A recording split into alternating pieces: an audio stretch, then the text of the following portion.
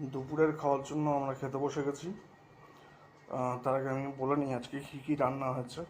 আজকে হয়েছে পেঁপের, খুবই সাদামাটা খাবার, আম, পেঁপের ডালনা, ওলকপির ডালনা এবং ডিমের ঝোল, পোলট্রির ডিমের ঝোল। আমাদের সাদামাটা খাবার শুরু হোক।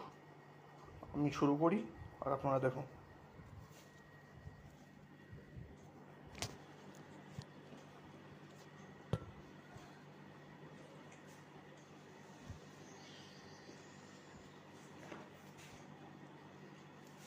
আর